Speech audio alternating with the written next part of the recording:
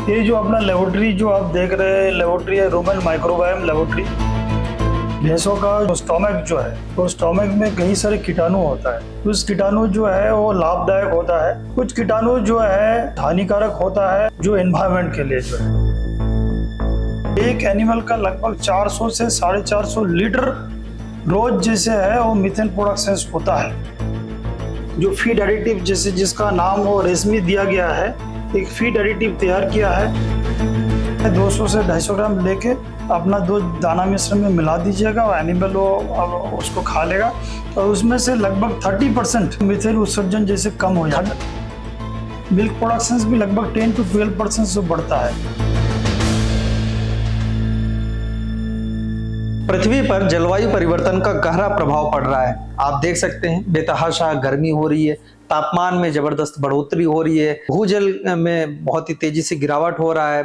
आप देख सकते हैं कि किस तरीके से ग्लेशियर पिघल रहा है, मौसम के चक्र में बदलाव हो रहे हैं। ये सब चीजें जलवायु परिवर्तन के चलते ही हो रहे हैं और जलवायु परिवर्तन का एक बड़ा कारण है मीथेन।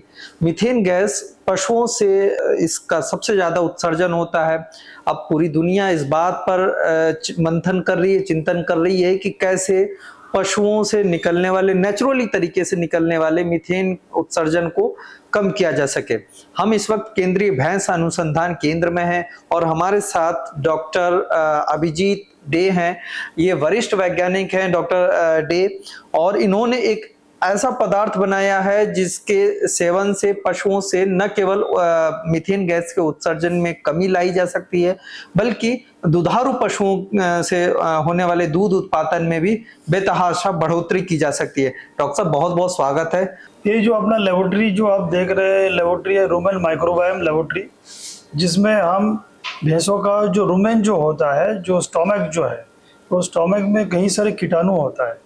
कुछ कीटाणु जो है वो लाभदायक होता है, कुछ कीटाणु जो है वो कुछ हानिकारक होता है। इसके लिए हमारा जो एनवायरनमेंट के लिए जो है मीथेन प्रोड्यूसिंग माइक्रोब्स जो होता है, तो ये रूमेन माइक्रोब्स का बारे में हम इस लेबोरेटरी में रिसर्च करते हैं। और इसमें जो रूमेन में जो है मीथेन प्रोडक्शन एक नेचुरल प्रोसेस है, जैसे आपने बताया। लेकिन बात यह है, नेचुरल प्रोसेस में मीथेन तो बनता है, आप बात यह है उस मीथेन को कैसे कम किया जा सकता है। अब जो है इस लेबोरेटरी में लगभग हमने 10 साल से हम इसमें रूमेन माइक्रोब्स में हम काम कर रहे हैं। इसमें कई सारे प्रोजेक्ट में भी हमने काम किया है, जैसे NIP का प्रोजेक्ट भी है, जैसे DVT का प्रोजेक्ट भी है, जैसे ICR का जो इंस्टीट्यूट प्रोजेक्ट भी है। इसमें जो है वो रूमेन में कैसे मीथेन को कम किया जा सकता है, वो एनिमल का प्रोडक्शन कैसे बढ़ा सकते हैं।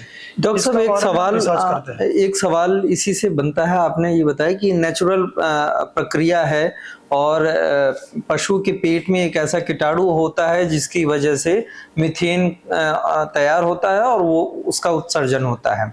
ये प्रक्रिया क्या है? वो जो आपने पेट में जो कीटाणु बताया है, उस कीटाणु का नाम क्या है और कितनी मात्रा में जो है ये मीथेन वो तैयार करती है? एक्चुअली बात यह है, जो रूमेन में जो एनिमल में फीड जो खाता है, वो खा के जब डाइजेशन होता है उसमें से वो हाइड्रोजन निकलता है। तो ये जो हाइड्रोजन जो है, और ये रूमेन में जैसे एनारोबिक कंडीशन होता है जिसमें कार्बन डाइऑक्साइड होता है, तो कार्बन डाइऑक्साइड और ये हाइड्रोजन ये दोनों मिलके जो है वो मिथानोजेनिक माइक्रोब्स जो होता है, मिथानो ब्रेविवेक्टर, मिथानो जो सरसीना, जो डिफरेंट टाइप ऑफ मिथानोजेनिक माइक्रोब्स होता है, ये सारे उसको कार्बन डाइऑक्साइड और हाइड्रोजन को मिला के मीथेन बनाता है। अब मीथेन जो पेट में जो बनता है उसमें फिर उसको निकलना चाहिए जो है, तो नॉर्मली 90% ऑफ द मीथेन जो है वो मुंह से निकलता है। तो ये फिर अपना वो वायुमंडल में आता है और उसमें अपना वायुमंडल को प्रदूषित जो करता है। इसका प्रभाव क्या पड़ता है वायुमंडल में मीथेन का? देखिए, ये जो है लगभग 20% जो ग्रीन हाउस गैस जो अपना जो देश में जो है ये एग्रीकल्चर सेक्टर से आता है, और उसमें से 50% से ज़्यादा जो है एंटरिक मीथेन एमिशन से मीथेन उत्सर्जन जैसे होता है वो जो है एनिमल से होता है। तो इसमें से आपको ये पता चल रहा है जो एनिमल से जो मीथेन उत्सर्जन जो होता है कितना अहम है। उसमें 50% से ज़्यादा कंट्रीब्यूशन जो है अपना एनिमल सेक्टर का है। तो इसलिए जो है ये काफ़ी मात्रा में जैसे है। इसमें हम रिसर्च में जैसे ये भी पाया गया है, लगभग 1 किलो मिल्क प्रोडक्शंस के लिए लगभग 20 से 25 ग्राम मीथेन उत्सर्जन जैसे होता है। तो और इसमें आप अगर एक 10 किलो दूध देने वाली भैंस का अगर बात किया जाए तो लगभग आपका 250 ग्राम जो है वो मीथेन उत्सर्जन जैसे होता है। इसमें लीटर में कन्वर्ट करोगे तो एक एनिमल का लगभग 400 से 450 लीटर रोज जैसे है वो मीथेन प्रोडक्शन होता है।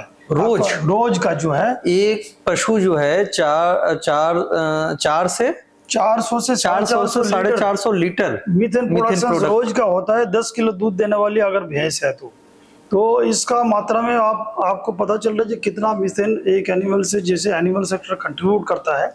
अब बात यह आता है कैसे मीथेन प्रोडक्शन को कम किया जाता है। तो जैसे है डिफरेंट टेक्नोलॉजीज जैसे है, जो इस टेक्नोलॉजीज में जैसे मैंने बता रहा था एक राशन बैलेंसिंग सबसे आसान तरीका जो है, किसान जो अगर राशन को अगर सही मात्रा में संतुलित आहार में जैसे खिलाए तो उसमें से कुछ हद तक जैसे है अराउंड 10% तक जो है उसका मीथेन प्रोडक्शन कम कर सकता है। और इसमें डिफरेंट टाइप्स ऑफ एडिटिव्स जो है, एडिटिव्स जैसे जो है आपका ये हम जैसे फीड में मिलाते हैं। तो इसमें हमारा जैसे कई साल का रिसर्च में जैसे हम एक जो फीड एडिटिव जैसे जिसका नाम वो रेशमी दिया गया है, एक फीड एडिटिव तैयार किया है। ये जैसे है ये कम्बिनेशंस ऑफ द डिफरेंट जो इंग्रेडिएंट का जो है डिफरेंट एडिटिव्स का कम्बिनेशंस है। इसमें कई साल से जैसे लगभग 10 से ज़्यादा साल से हमने वो रिसर्च करके इसका जो इंग्रेडिएंट जो है 5-7 इंग्रेडिएंट जो है इसका मात्रा हमने डिसाइड किया है कौन सा मात्रा में सही होगा। फिर इसका एक कम्बिनेशंस बनाया। तो इस कम्बिनेशंस को जैसे है वो हमने वो पेटेंट के लिए भी अप्लाई किया था और हमने 2022 में इसको हमें पेटेंट भी मिला है। और हमने इसको ICAR का जो एग्री इनोवेट में भी दिया है, इसको कमर्शियलाइज भी करने के लिए प्रोसेस में है। एक कंपनी को भी दिया जाएगा और बहुत जल्दी किसान भाइयों का पास भी आ जाएगा। तो ये पशुओं को कितनी मात्रा में दी जाएगी और उससे कितना गैस उत्सर्जन में कमी आ सकती है? सही बात है। इसमें जो है ये जो मिश्रण जो हमने जो बनाया जो है इसमें वो लगभग एक छोटे जो कटरा या कटरी अगर है जो कर्व्स जो है इसको लगभग हमें मात्रा जो दिया है लगभग 100 ग्राम का देना है।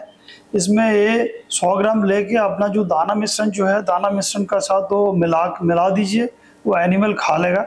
और इसमें जो दुधारू पशु अगर है तो इसमें लगभग 200 से 250 ग्राम जो है ये भी जो है 200 से 250 ग्राम लेके अपना दो दाना मिश्रण में मिला दीजिएगा और एनिमल वो उसको खा लेगा।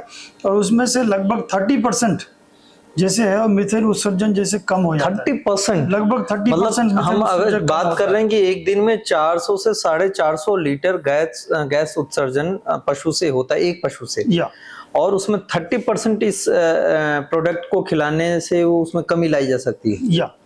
तो ये डॉक्टर साहब ये कैसे असर करता है, ये किस तरीके से असर करता है? इसमें जो है इसमें कई सारे जैसे पदार्थ है, इसमें सीधा जाके जैसे रुमेन में काम करता है।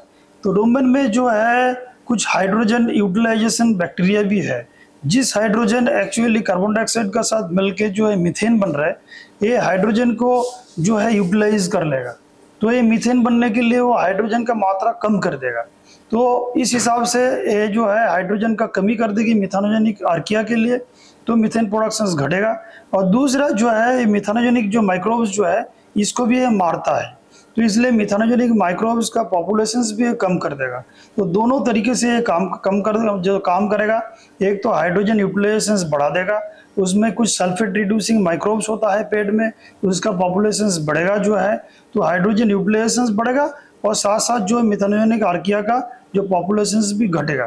तो इस तरीके से जो है मीथेन प्रोडक्शन कम करता है। उसका साथ साथ जो है एनिमल का जो प्रोडक्टिविटी जो है प्रोडक्शन भी बढ़ता है। तो हमने जैसे प्रोडक्शन में किस तरीके का, केवल दूध से या कि अगर हम किसी भैंस को खिला रहे हैं तो उसके मांस वगैरह में भी ग्रोथ आता है या कुछ ऐसा भी होता है? जी जी जी, इसमें जैसे कई सालों से जैसे हमने रिसर्च करके देखा है, इसमें जो है ग्रोइंग एनिमल्स है, तो ग्रोइंग एनिमल्स में जो है ग्रोथ रेट भी जैसे बढ़ता है, ग्रोथ रेट अराउंड 10 to 15% बढ़ता है। और उसमें कहते हैं हम फीड एफिशिएंसी, मतलब कितना एफिशिएंटली फीड को अपना वो यूटिलाइज कर पाए, अपना मांस में जैसे वो कन्वर्ट कर पाए। तो इसका जो फीड एफिशिएंसी भी जो है वो लगभग 15% से वो बढ़ाता है। 15% जी, मतलब फीड यूटिलाइजेशन कैपेसिटी भी जो है ये आपका जो एडिटिव्स जो है एडिटिव्स से बढ़ाता है। और इसमें मिल्क प्रोडक्शंस भी जो है मिल्क प्रोडक्शंस भी लगभग 10 to 12% से बढ़ता है। तो मतलब एक एनिमल का लगभग आपका रोज का रोज हिसाब से लगभग 1 से 1.5 किलो दूध उत्पादन आपका सिर्फ फीड एडिटिव्स देने में आपका वो बढ़ सकता है। जब ये बाजार में लॉन्च होगा तब इसकी क्या कीमत होगी? अब पर डे कितना खर्चा आएगा? अगर हम पर डे किसी एक पशु को इसको देंगे तो कितना खर्चा आएगा? देखिए, ये जो है इसका खर्चा है लगभग एक पशु के लिए, एक दुधारू पशु के लिए लगभग 10 से 15 रुपया है। 10 से 15 रुपया बस। जो मैंने 200 से 250 ग्राम का बात कर रहा हूँ, 200 से 250 ग्राम का कीमत है 10 से 15 रुपया अपना जो कॉस्ट है। और इसमें जैसे हमने रिसर्च में हमने देखा है जिसका दूध उत्पादन जो है लगभग 1 से 1.5 किलो बढ़ता है।